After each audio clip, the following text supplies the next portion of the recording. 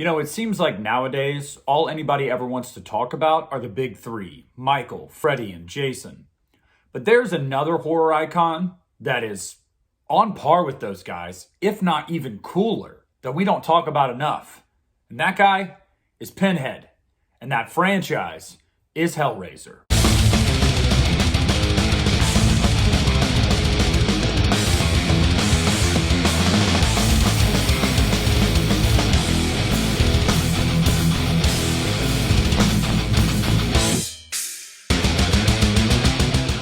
Hey, what's up everybody? It's Nick at the Lost River Drive-In, and tonight I'm going to do something I've never done before. I am going to give you guys my ranking of the Hellraiser franchise leading up to the new film dropping on October 7th on Hulu. I'm very excited for that movie, and I'm very excited to talk about this with you guys today because I recently went back and rewatched all the movies in the series. Now, the first few are on pretty normal rotation for me. You know, every year or so I watch those movies, but the later sequels I hadn't seen in probably 10 years, if not more. So I couldn't remember most of anything from those movies. Some might say that's a good thing. Some might say it's a bad thing. Probably more would say it's a good thing, but regardless, here I am. I have rewatched all of them, and I want to give you guys my ranking on what the best is and what the worst is, in my opinion. Now, I've got to say, if you haven't seen all these movies, or even if you have, you know that this is a polarizing franchise. It's not as popular. It was never at the forefront of, the news or the internet. It's never as popular as the big three. That's not to say that Pinhead and that the earlier movies themselves weren't popular, but this franchise really dipped midway through into obscurity, where most people didn't even know it was still going on, and those that did know it was still going on, a lot of them wished it wasn't. Well, why is that? Let's get right into it. Again, this is going to be a controversial list because I haven't seen a list of this franchise where it seems like everybody is in agreement with someone's ranking. So there's something for everyone in all these movies, and that's great, but this is mine. And the first movie, the worst, coming in at number 10 is, that one. I mean, what do I have to say about it? It sucks. It's an insult to fans of the franchise. It's an insult to filmmaking. It was simply rushed out super quick just to keep the rights by Dimension. It's awful. It is an awful movie. Fuck Hellraiser Revelations. Next is going to be one that's probably going to surprise some people, but let me explain myself. Coming in at number 9 is going to be Hellraiser Inferno, which is part 5. Now, I get it. There are people that love this movie and will defend it for being very different, for, Scott Derrickson's direction, which is very solid in this movie. So let me just say a few positives first. I think that the story itself is an interesting idea. I think that, spoilers, him being trapped in hell really this whole time and him being the villain at the end of the day is a really unique twist on what we'd seen from the Hellraiser movies up to this point. And I think that there's some really nice direction and cinematography in this movie. However, I think it just falls flat everywhere else. I think that it's way too frantic. I think the editing is poor. I think that the reveal at the end is, it's very, very it's a cool concept. It's not executed well, in my opinion. And I really just think at the end of the day, it fails at being a Hellraiser movie. If I was going to rate this movie on its own merits and take out the fact that it's a Hellraiser movie, it'd probably be higher. But this is supposed to be a Hellraiser movie, and Doug Bradley gets 2 minutes of screen time, and it's all at the very end. It's just trying really hard to be something that it's also trying not to be. It's a weird movie. It's a mixed bag. Not a big fan. Coming in at number 8 is going to be one that really doesn't fall far off from that. And the thing that saves this from being 9 is the ending. And that's it. And that is Hellraiser Hellseeker, which is the 6th film in the franchise. Okay. You are bringing back Ashley Lawrence. Kirsty Cotton. You're bringing back the character. You're bringing back the actress. Awesome. I really love her. I've always really liked her in the first 2 movies. Great. Bring her back. Can't wait to see her face off with Pinhead. You really don't get her till the end of the movie. I understand all the behind the scenes stuff. They didn't think she was going to do it, so they kind of had to rewrite as they went along to incorporate her back into the movie. Fine, whatever. Let me get into the positives like I did with the previous movie. The end reveal of this movie is pretty cool. The fact that Kirsty had made a deal with Pinhead that she would give him 5 souls in exchange for her own soul. And in the process, he's corrupting her because she becomes a murderer.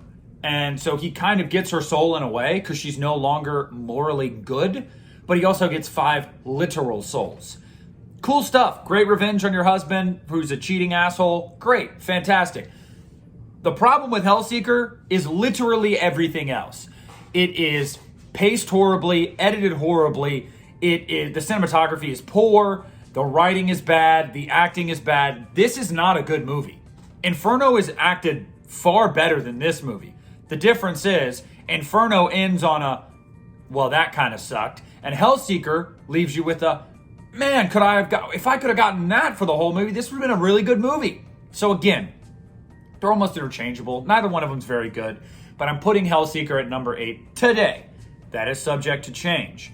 Coming in at number 7. Now this one, again, 6 and 7, it's malleable to me. I go back and forth. But number 7 is going to be Hellraiser Judgment. Now this was the only one in the franchise I had not seen up to this point. I did not watch Judgment when it came out in 2018 or 2017 because of how bad Revelations was. I was like, no way in hell will you ever get me to go back to straight to DVD hell with this franchise. Well, they got me. I gotta say, Judgment is passable. It's not good, but it's not atrocious. Judgment has some really interesting imagery. It's super gross in a lot of ways, especially the beginning is just pretty fucking nasty. There's some nice twists along the way. It's very briskly paced. The problem with Judgment is it's not even just the recasting of Doug Bradley, but the guy just seems to be there. You know, there's a way that Doug Bradley would deliver the lines, the way that he just carried himself as Pinhead. That was just, when he showed up, you knew shit was going down. And you don't feel that in Judgment. The actor just doesn't bring that gravitas that Doug has. But also, one of its biggest pitfalls is because it's so low budget, it really does feel like it. You'll see movies like Halloween 1978, for example. I know, right? That can take that small budget and you can't really tell all that much. And it's such a simplistic story that you didn't need a bigger budget. Judgment, although a lot of the makeup effects and the gore are pretty good, I'll give it that. And I know Gary Tunnicliffe was the writer and director of this movie, and he's been with the franchise for decades. Definitely a passion project, but it feels so small scale. I mean, we're stuck to like 3 locations the entire movie. There are hardly any people in this movie. You know, pay people as little as possible. I get it. You pay as few people as possible, I should say. Didn't mean to say that. Oh, God. But it just feels really small scale. It feels kind of cheap.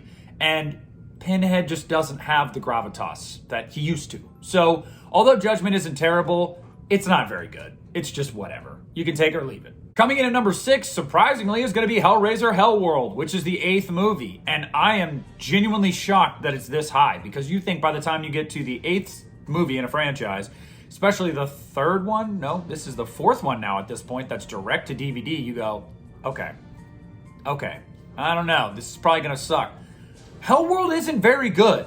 Just going to put that out there. However, it's pretty fun. Like, one thing that Hellworld does really, really well is the atmosphere. I think that it nails this very cold, desolate, very fall-like feeling movie. It nails the atmosphere. I think there's some good cinematography in this movie.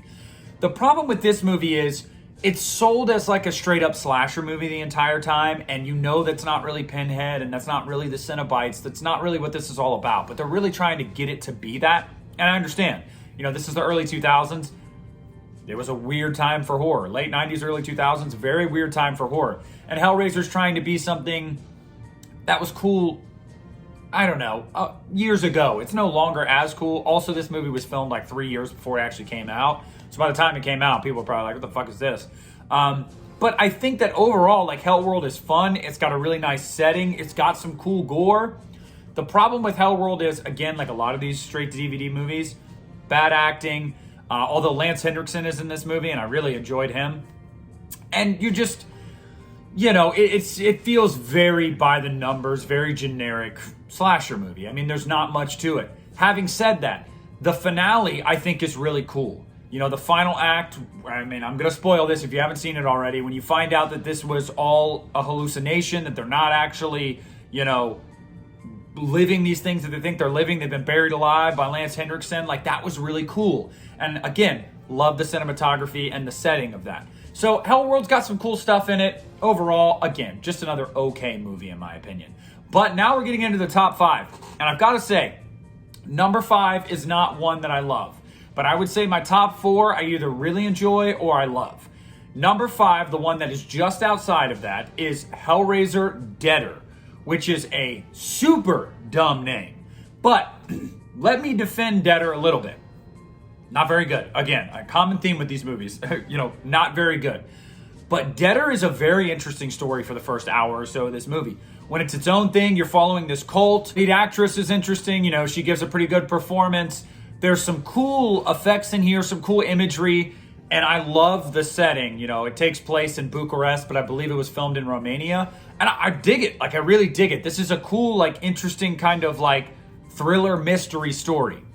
It falls off near the end when they shoehorn Pinhead into this and make it a Hellraiser movie when it never really felt like a Hellraiser movie up until this point and should have just been what it was initially. This was written as a movie just called Deader, and then Dimension went, you know what? Let's put Hellraiser in it. So they add Pinhead and the Cenobites in it.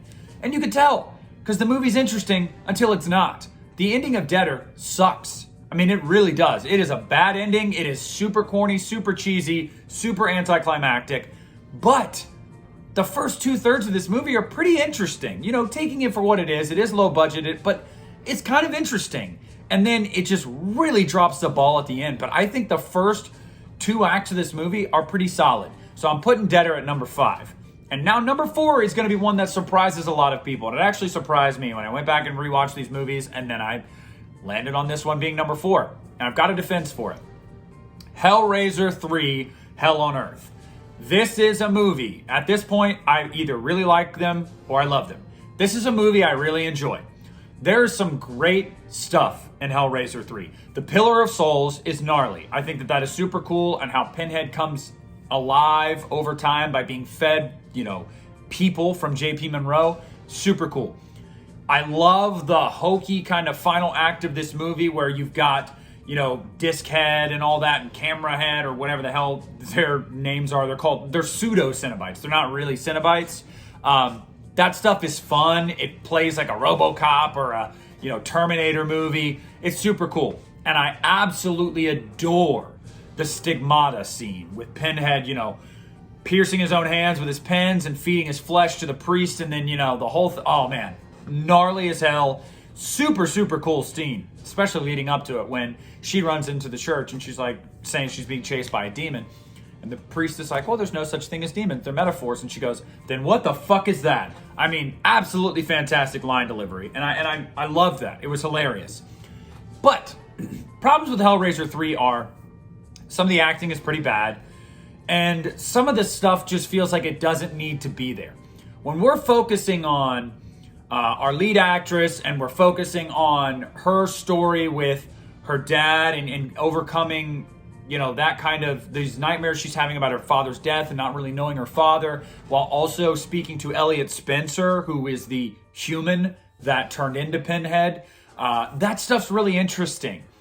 The whole side plot with J.P. Monroe and the boiler room and his girlfriend that is a really bad actress, it just kind of takes you out of it. Overall, the movie's fun. It's a fun time. It's an easy watch. Pure 90s cheese.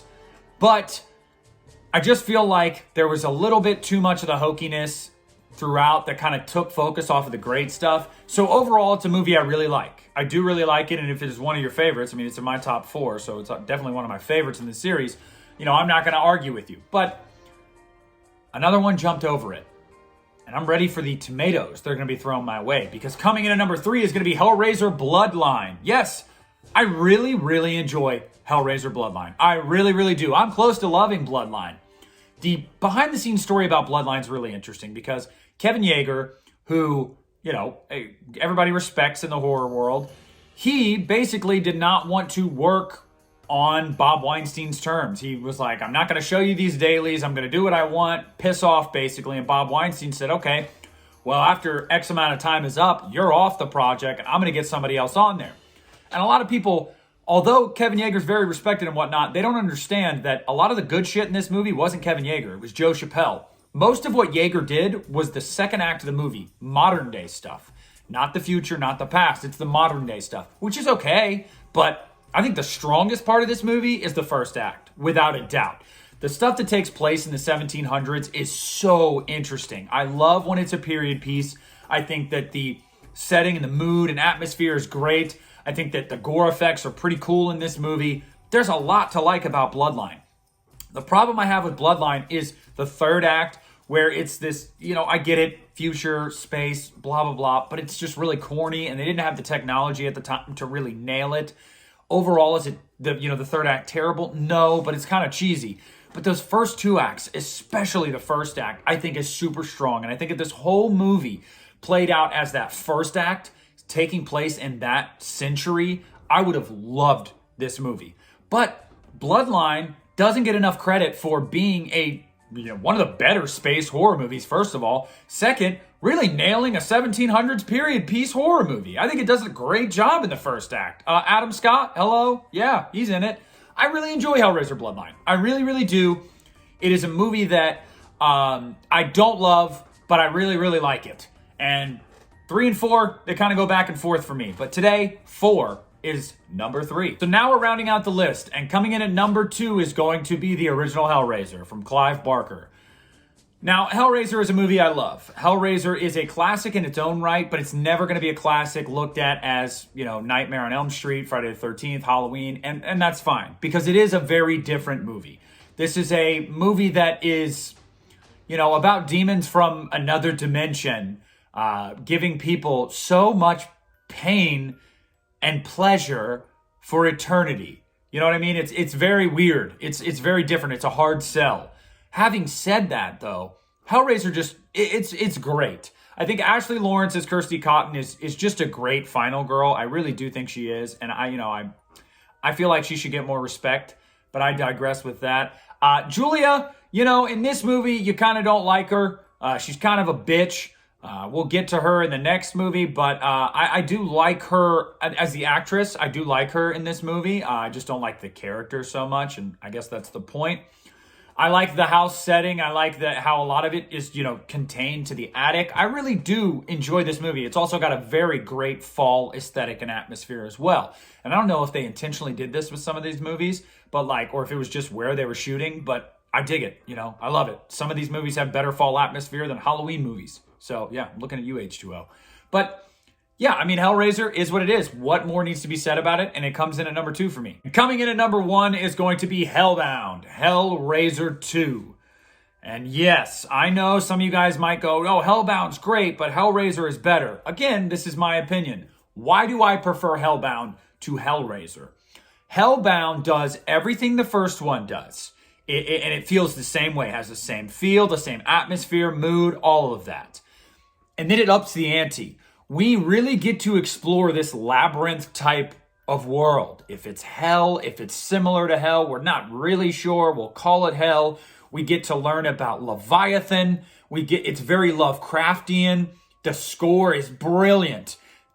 Oh my God, it's amazing. Dr. Chenard, when he gets turned into the Cenobite, it's very Beetlejuice-esque and Tim Burton, and it's goofy, but it's also super dark and creepy, and it's just...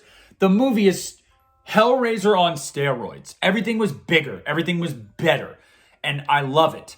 But also, we got to see Julia turn into, because the first movie, I think the reason why you struggle to like her character is you understand why she's doing what she's doing, but there's not enough conviction to it. Pick a lane, lady. And in this movie, she fully embraces being evil.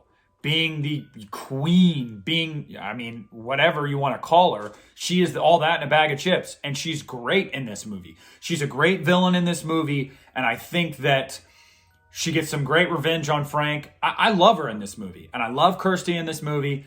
And I dig it. I dig this movie. I think this movie, like I said, is Hellraiser on steroids, and I think it's the best movie in the series because it's the most fun, while also still being serious enough and grounded enough and just a good movie all around. Some people might say some of the effects don't age well. It's part of the time. I dig it. So Hellbound, Hellraiser 2, I think is the cream of the crop of this franchise. Let me know down in the comments section below what you guys think of this franchise. What's your favorite movie in it? What is your least favorite movie and why? Let's discuss down below. Leave a like on this video if you haven't already, and subscribe to the channel if you haven't already. Also, check me out on patreon.com at the Lost River Drive-In. I do weekly/bi-weekly live streams for my patrons. We also do a stream a month where it's like a Q&A live for Uneeda. Christian and I do that. And starting this month, we are going to be starting the once a month Uneeda bonus episode for patrons exclusively. And this month's episode is going to be a Cannibal Holocaust live commentary for the patrons exclusively. So become a member and be a part of it. That's going to do it for me, guys. Thank you guys so much for watching this. I really can't wait to hear your thoughts on this series. And until next time, just remember, your suffering will be legendary, even in hell.